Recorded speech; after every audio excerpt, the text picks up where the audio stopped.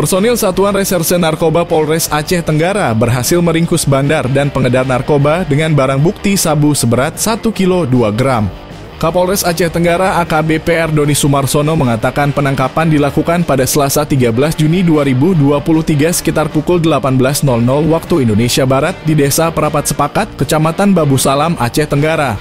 Awalnya polisi menangkap seorang pengedar sabu berinisial GH di Desa Kuning 1, Kecamatan Bambel, dengan barang bukti 6 bungkus narkotika jenis sabu sebanyak 19,83 gram. Kemudian, tim Opsnal Satres Narkoba melakukan pengembangan dan berhasil melakukan penangkapan bandar sabu yang statusnya memang sebagai daftar pencarian orang, berinisial MYK warga Desa Perapat Sepakat, Kecamatan Babu Salam, pada Selasa 13 Juni 2023. Ia menjelaskan dengan kerja keras dan kegigihan tim untuk menemukan barang bukti jenis sabu tersebut, akhirnya MYK mengakui bahwa dirinya telah menyimpan sabu di kebun kawasan Gunung Barung.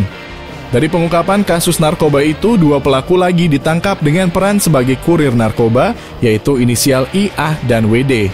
Keempat pelaku tersebut sudah diamankan di Mapolres Aceh Tenggara guna dilakukan pemeriksaan dan penyelidikan lebih lanjut. Dari hasil pemeriksaan, sabu seberat 1 kilo 2 gram tersebut berasal dari kota Medan, Sumatera Utara.